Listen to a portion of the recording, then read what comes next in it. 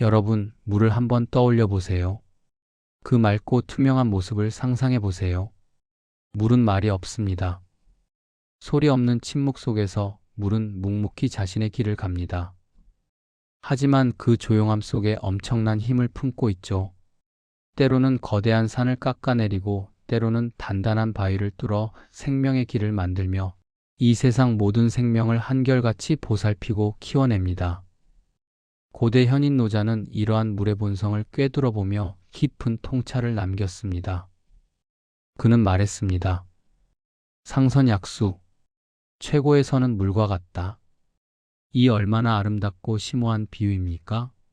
오늘 우리는 노자가 제시한 이 놀라운 지혜를 따라 물처럼 사는 삶이 과연 어떤 것인지, 그리고 노자가 강조했던 덕의 진짜 의미와 그것이 우리의 삶에 어떻게 적용될 수 있는지 함께 깊이 있게 탐구해보는 시간을 가져보겠습니다. 안녕하세요, 여러분. 도덕경 시즌1 그 네 번째 시간에 오신 것을 환영합니다. 지난 세 번의 시간을 통해 우리는 도가 우주의 근원적인 원리이자 만물의 시작임을 배웠습니다. 오늘은 그 도가 우리의 일상생활 속에서 구체적으로 덕이라는 형태로 어떻게 실천되고 구현되는지, 그리고 왜 물의 속성이 인간이 추구해야 할 최고의 삶의 방식이 되는지에 대해 더욱 상세하고 깊이 있게 이야기해 보겠습니다. 노자는 도를 우주의 근본 원리라고 말했습니다.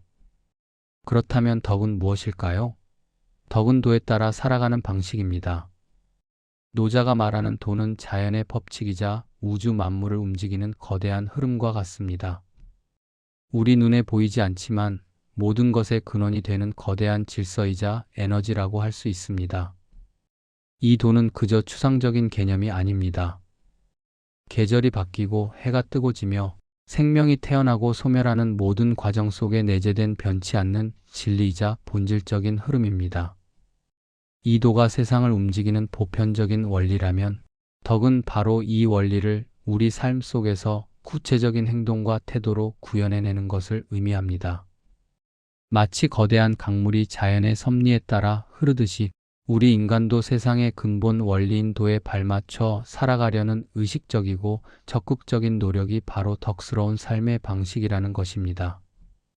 더 나아가 덕은 단순히 도를 따르는 수동적인 행위를 넘어 도의 정신을 자신의 인격과 삶 속에 내면화하여 자연스럽게 발현되는 상태를 지칭합니다. 이는 우리가 자연의 이치와 조화를 이루며 살아갈 때 우리의 행동 하나하나에서 나오는 자연스러운 미덕이자 삶의 지혜가 농축된 결과물이라고 할 수 있습니다. 예를 들어 건강의 원리가 적당한 운동과 균형 잡힌 식사라면 그 원리를 실제로 지키는 행동이 바로 덕입니다. 우리가 몸의 건강을 유지하기 위해 꾸준히 운동하고 몸에 좋은 음식을 섭취하며 충분한 휴식을 취하는 것. 이것이 바로 건강이라는 원리에 따르는 덕스러운 행위입니다. 만약 건강의 원리를 머리로만 알고 실천하지 않는다면 우리는 건강이라는 덕을 온전히 누릴 수 없을 것입니다. 또 다른 예시로 자연이 우리에게 베푸는 풍요로움이 있다면 이 풍요로움을 감사히 여기고 소중히 다루며 필요한 만큼만 취하고 남은 것을 아낌없이 돌려주는 것이 바로 자연에 대한 덕의 실천이라고 볼 수 있습니다. 이는 자연을 파괴하고 착취하는 대신 자연과의 상생을 추구하는 지속 가능한 삶의 태도로 연결됩니다. 시니어에게 중요한 이유. 인생 후반부는 어떻게 살아야 하는가가 더 중요해지는 시기입니다. 도는 방향을 알려주고 덕은 그 방향대로 살아가는 힘을 줍니다. 인생의 전반부가 무언가를 획득하고 성취하며 외적인 성공을 추구하는 데 집중했다면 인생 후반부는 그 모든 경험과 지혜를 바탕으로 삶의 진정한 의미와 가치를 찾아가는 시기입니다. 이 시기에는 단순히 얼마나 많이 가졌는가 보다 어떻게 하면 더욱 풍요롭고 의미 있는 삶을 살아갈 수 있을지에 대한 내면적인 질문이 더욱 중요해집니다. 노자가 말하는 도는 바로 이 질문에 대한 근원적인 방향을 제시합니다. 마치 망망대해에서 나침반이 항해사에게 올바른 방향을 알려주듯이 도는 우리가 어떤 가치관을 가지고 살아가야 할지, 어떤 태도로 세상을 바라봐야 할지에 대한 근본적인 지침과 철학을 제공합니다. 이는 우리가 삶의 복잡한 문제들에 직면했을 때 혼란 속에서도 중심을 잡고 올바른 길을 선택할 수 있도록 돕는 지혜의 등대와 같습니다. 그리고 덕은 바로 그 지침을 따르고 실천하는 구체적인 힘이 됩니다. 도가 올바른 길을 보여준다면 덕은 그 길을 묵묵히 걸어갈 수 있는 내적인 동기와 용기 그리고 꾸준함을 주는 것이죠. 덕은 우리의 인격이 도의 원리에 맞게 성숙해가는 과정 그 자체이며 삶의 역경 속에서도 흔들리지 않는 굳건한 내면의 힘이 됩니다. 물의 세 가지 지혜 중 첫째는 만물을 이롭게 하지만 다투지 않는다는 것입니다. 물은 누구에게도 싸움을 걸지 않습니다. 스스로를 드러내거나 과시하려 하지 않습니다. 하지만 그 어떤 존재보다도 강력하게 모든 생명을 살리고 번성하게 만듭니다. 물은 끊임없이 흐르면서 스스로 낮아지고 그 과정에서 온갖 생명체에게 없어서는 안 될 생명수를 공급합니다. 푸른 나무를 키우고 탐스러운 열매를 맺게 하며 목마른 동물들의 갈증을 해소해 줍니다. 물은 그 어떤 대가도 바라지 않고 자신의 존재 자체로 만물에게 이로움을 베풀지만 그 누구와도 다투지 않습니다. 물은 스스로를 뽐내거나 자신의 공을 내세우지 않습니다. 그저 묵묵히 자신의 역할을 수행하며 존재 자체로 모든 것을 이롭게 합니다. 이는 우리에게 겸허한 봉사의 자세와 이타적인 삶의 가치를 가르쳐 줍니다. 현대 사회를 보세요. 우리는 끝없이 타인과 비교하고 경쟁하는 환경 속에서 살아가고 있습니다. 특히 SNS 경쟁 시대라고 해도 과언이 아닙니다. 누가 더 잘났는지, 누가 더 행복한지, 누가 더 많은 것을 가졌는지 끊임없이 보여주기 위해 애씁니다. 사람들은 끊임없이 자신을 드러내고 남과의 비교 속에서 우월감을 느끼려 합니다. 타인의 인정을 받기 위해 애쓰고 더 높은 지위와 명성을 얻기 위해 치열한 다툼을 벌입니다. 하지만 진짜 영향력 있는 사람은 조용히 돕는 사람입니다. 물처럼 조용히 그러나 깊게 이롭게 하는 사람이 결국 존경받습니다. 진정한 영향력은 얼마나 많은 것을 보여주고 자랑하는가에 있지 않습니다. 오히려 자신의 존재를 과시하지 않으면서도 타인에게 실질적인 도움을 주고 긍정적인 영향을 미치는 사람에게서 나옵니다. 조용히 타인의 어려움을 듣고 묵묵히 뒤에서 지원하며 공동체의 성장을 위해 헌신적으로 애쓰는 사람. 그런 이들의 존재는 시간이 지날수록 더욱 빛을 발하고 주변 사람들에게 깊은 존경과 신뢰를 얻게 됩니다. 그들의 행동은 표면적으로 드러나지 않지만 그 영향력은 뿌리 깊게 스며들어 사회 전체를 이롭게 합니다. 물의 두 번째 지혜는 모든 이가 싫어하는 낮은 곳에 머문다는 것입니다. 물은 높은 곳을 버리고 낮은 곳으로 흐릅니다. 이는 겸손의 가장 완벽한 상징이죠. 물은 항상 가장 낮은 곳으로 향합니다. 높은 곳에 고여있기를 거부하고 기꺼이 자신을 낮추어 모든 것을 받아들입니다. 그것은 자연의 순리이자 물의 본성입니다. 높은 곳에 머무르려는 욕심 없이 스스로를 낮춰 모든 것을 포용하는 물의 모습에서 우리는 진정한 겸손의 가치를 발견할 수 있습니다. 이는 세상의 모든 존재를 평등하게 대하고 어떤 차별이나 우월감도 없이 겸허하게 받아들이는 태도를 의미합니다. 2025년 한국 사회를 돌아보면 우리는 끊임없는 경쟁 속에서 살아가고 있습니다. 연봉 경쟁, 스펙 경쟁, 외모 경쟁, 그리고 SNS 비교 문화까지 모두가 남들보다 더 높이 올라가고 더 많은 것을 소유하고 더 나은 존재로 인정받으려 애씁니다. 사회는 끊임없이 우리에게 더 높은 곳을 향해 달려가라고 부추깁니다. 남보다 앞서야 하고 남보다 더 잘나야 한다고 속삭이죠. 하지만 모두가 위로 올라가려 하지만 진정한 행복은 오히려 낮은 곳에 있습니다. 진정한 행복과 만족은 남들보다 더 높이 올라가는 데 있는 것이 아니라 자신을 낮추고 타인을 포용하며 세상과 조화를 이루는 삶의 태도에서 비롯됩니다. 높은 곳에서 세상을 내려다보는 오만함 대신 낮은 곳에서 모든 것을 아우르는 겸허함이 우리에게 진정한 평온과 만족을 가져다 줍니다. 하버드 비즈니스 리뷰 2023년 연구에 따르면 겸손한 리더의 팀은 다른 리더의 팀보다 성과가 무려 30%나 더 높게 나타났다고 합니다. 그 이유는 무엇일까요? 바로 구성원이 자발적으로 움직이기 때문입니다. 겸손은 약함이 아니라 사람을 움직이는 가장 강력한 힘입니다. 겸손한 리더는 자신의 부족함을 인정하고 팀원들의 의견을 경청하며 그들의 역량을 최대한 발휘할 수 있도록 아낌없이 지원합니다. 이러한 리더 밑에서는 팀원들이 존중받고 있다는 느낌을 받으며 단순히 지시에 따르는 것이 아니라 자발적으로 업무에 몰입하고 창의적인 아이디어를 제시하게 됩니다. 겸손은 리더의 권위를 약화시키는 것이 아니라 오히려 팀원들의 신뢰와 헌신을 이끌어내는 강력한 리더십의 원천이 됩니다. 물의 세 번째 지혜는 부드럽지만 가장 강하다는 것입니다. 물은 부드럽습니다. 손으로 잡을 수도 없고 일정한 형태도 없습니다.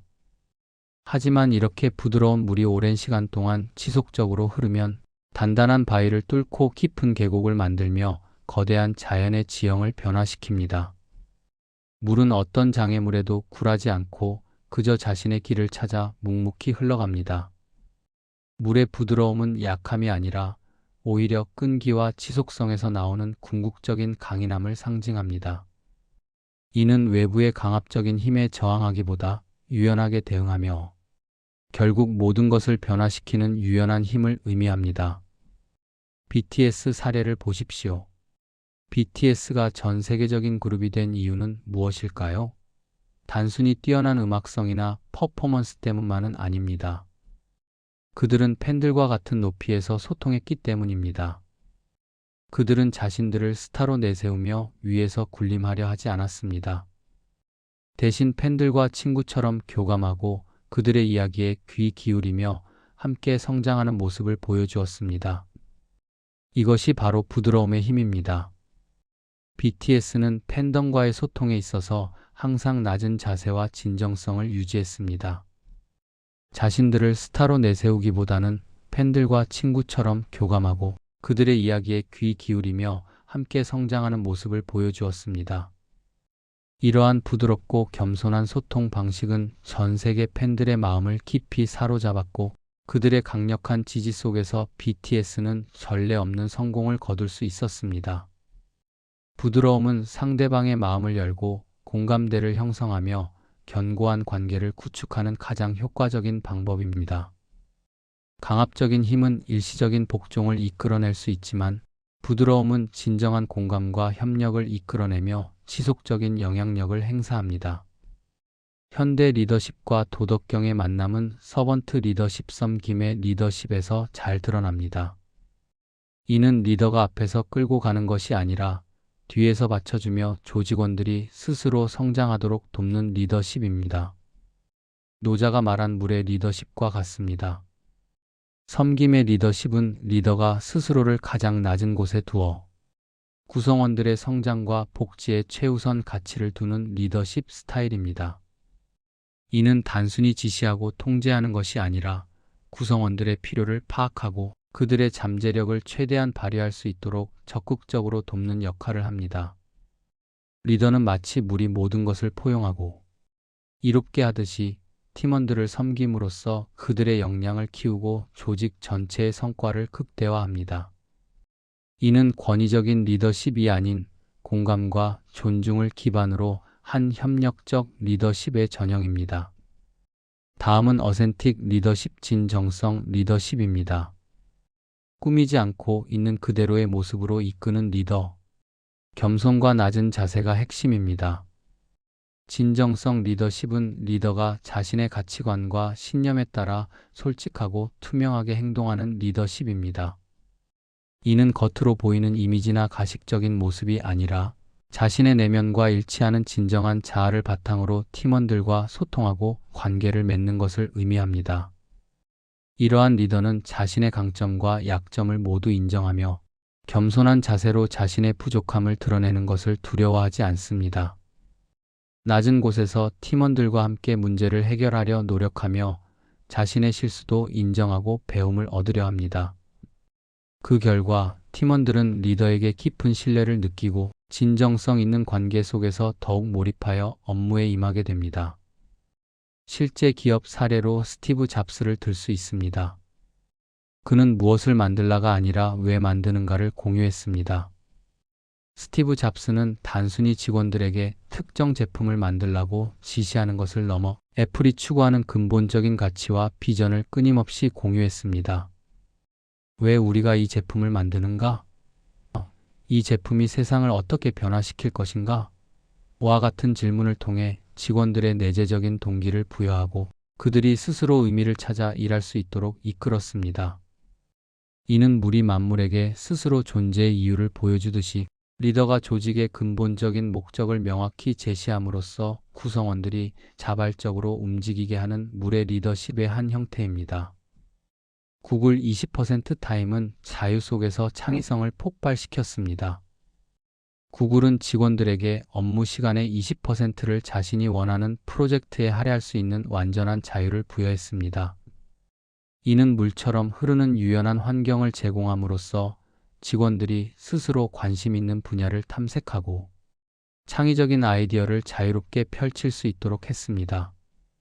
이러한 자율성은 직원들의 내재적 동기를 강화하고 결과적으로 GMAIL, ADSENSE와 같은 혁신적인 서비스와 제품 개발로 이어지는 선순환을 만들었습니다. 넷플릭스는 컨트롤이 아니라 컨텍스트를 강조합니다. 넷플릭스는 직원들을 세세하게 통제하거나 마이크로 매니징하기보다는 조직의 목표와 전략이라는 맥락 컨텍스트를 명확하게 공유하고 그 안에서 직원들이 스스로 판단하고 결정할 수 있는 권한과 책임을 부여합니다. 이는 마치 물이 주어진 환경에 맞춰 스스로 길을 찾아 흐르듯이 직원들이 조직의 큰 방향성 안에서 자신의 역량을 발휘하여 최선의 결과를 만들어낼 수 있도록 독려하는 물의 리더십을 보여주는 대표적인 사례입니다. 이 모든 사례는 모두 물처럼 이끄는 방식을 실천한 것입니다. 이렇듯 물의 지혜는 현대 사회의 성공적인 리더십에도 그대로 적용될 수 있으며 오히려 미래 시대에 더욱 요구되는 가치임을 알 수 있습니다. 이제 일상에서 물처럼 사는 5가지 방법을 알아보겠습니다. 첫째, 아침에는 마음을 낮추는 루틴을 만드세요. 감사 3가지를 적거나 오늘 해야 할 일 중 억지로 하는 것을 줄이는 것부터 시작합니다. 아침에 눈을 뜨면 오늘 내가 감사할 수 있는 3가지를 찾아보고 기록하는 시간을 가져보세요. 어제 마신 따뜻한 차 한 잔, 아름다운 음악 또는 사랑하는 사람의 미소와 같은 사소한 것일지라도 감사할 수 있는 마음은 스스로를 낮추고 겸손해지는 첫걸음이 됩니다. 또한 하루의 시작에서부터 억지로 해야 하는 부담스러운 일들을 미리 파악하고 줄여나가면 마음의 여유가 생기고 하루를 더욱 평온하고 주도적으로 시작할 수 있습니다. 물이 고요하게 흐르듯 우리의 마음도 아침에는 잔잔하게 시작하여 하루의 평온을 유지하는 것이 중요합니다. 둘째, 관계에서는 먼저 이해하려 노력하세요. 조언보다 경청이 중요하며 상대를 바꾸려 하지 않아야 합니다. 우리는 종종 상대방의 이야기를 듣기도 전에 자신의 경험을 바탕으로 섣부른 조언을 하려 하거나 자신의 생각과 다르면 상대를 자신의 틀에 맞추려 노력합니다. 하지만 물처럼 유연한 관계를 위해서는 먼저 상대방의 입장을 이해하려 노력하는 것이 중요합니다. 상대방의 말을 끝까지 경청하고 그의 감정과 생각에 공감하려 애쓰세요. 상대를 있는 그대로 받아들이고 존중할 때 관계는 더욱 깊어지고 풍성해집니다. 물이 어떤 그릇에도 맞춰 들어가듯이 우리도 상대방의 다양성을 있는 그대로 포용할 때 진정한 소통이 시작됩니다. 셋째, 일할 때는 힘을 빼고 흐름을 타세요. 완벽주의를 내려놓고 중요한 일부터 자연스럽게 시작하는 것입니다. 우리는 일을 할 때 모든 것을 완벽하게 해내야 한다는 강박에 사로잡히기 쉽습니다. 작은 실수 하나에도 좌절하거나 결과에 대한 불안감 때문에 시작조차 하지 못하기도 합니다. 하지만 완벽함만을 추구하다 보면 오히려 중요한 흐름을 놓치거나 지쳐버릴 수 있습니다. 물처럼 유연하게 일의 흐름에 몸을 맡기고 가장 중요한 일부터 자연스럽게 시작해 보세요. 모든 것을 통제하려 하기보다는 스스로 흘러가도록 두었을 때 예상치 못한 좋은 결과가 나타날 수 있습니다. 때로는 부족함도 하나의 과정임을 인정하고 과정 자체를 즐기는 태도가 중요합니다. 넷째, 감정은 부드럽게 흘려보내세요. 화를 억누르지 말고 흐르게 해야 합니다. 감정은 물처럼 흘러야 탁해지지 않습니다. 우리는 종종 부정적인 감정, 특히 화나 슬픔을 억누르려 하거나 외면하려 합니다. 이러한 감정들은 불편하고 고통스럽기 때문입니다. 하지만 억눌린 감정은 결국 마음속에 쌓여 탁해지고 병이 됩니다. 물이 자연스럽게 흐르면서 스스로를 정화하고 맑음을 유지하듯이 우리의 감정도 있는 그대로 느끼고 자연스럽게 흘려보내는 연습이 필요합니다. 감정을 인정하고 받아들이되 그 감정에 휩쓸리지 않고 한 발짝 떨어져 객관적으로 바라볼 때 비로소 우리는 감정의 주인이 될 수 있습니다. 감정을 부정하지 않고 그저 흐르게 두는 것만으로도 우리는 마음의 평온을 되찾을 수 있습니다. 다섯째, 밤에는 비움의 시간을 가지세요. 하루를 정리하며 내려놓을 것을 찾고 마음을 비워야 내일이 채워집니다. 하루를 마무리하는 밤 시간에는 물이 모든 것을 정화하듯이 우리의 마음속에 쌓인 잡념과 스트레스를 비워내는 시간을 가지세요.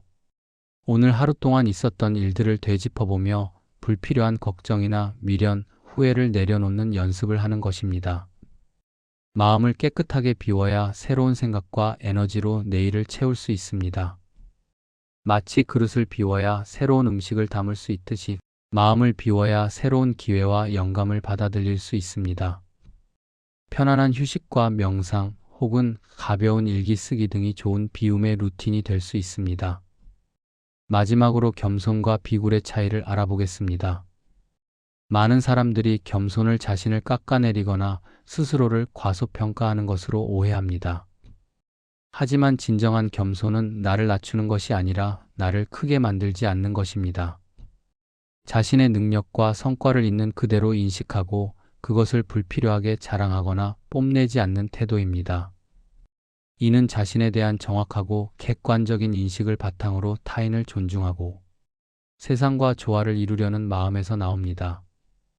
스스로의 가치를 알되 그 가치를 과장하지 않고 오히려 타인의 가치를 인정하는 지혜로운 태도인 것입니다. 반면 비굴은 두려움에서 나오는 행동입니다. 겸손은 중심이 단단하지만 비굴은 중심이 없습니다. 비굴함은 자신감이 부족하거나 타인의 눈치를 보며 스스로를 낮추는 행동입니다. 이는 타인에게 잘 보이고 싶거나 비난을 피하고 싶은 두려움에서 비롯되는 경우가 많습니다. 자신의 본래 가치를 무시하고 타인의 시선에만 맞춰 행동하려 하기 때문에 자존감이 낮아지고 주체성을 잃게 됩니다. 겸손은 자신의 내면에 확고한 중심을 가지고 있기 때문에 어떤 상황에서도 흔들리지 않습니다. 자신의 가치와 신념을 굳건히 지키면서도 타인을 존중하고 배려하는 것입니다. 반면 비굴함은 중심이 없기 때문에 외부의 상황이나 타인의 시선에 따라 쉽게 변하고 불안정해집니다. 물은 낮은 곳에 있지만 결코 약하지 않습니다. 오히려 그 낮음 속에서 모든 것을 포용하고 강인한 생명력을 발휘합니다. 이것이 바로 겸손입니다. 물은 항상 가장 낮은 곳으로 흐르지만 그 어떤 것보다도 강인한 힘을 가지고 있습니다. 부드럽지만 바위를 뚫고 겸손하지만 모든 생명을 이롭게 합니다. 물의 이러한 본성은 진정한 겸손의 의미를 잘 보여줍니다.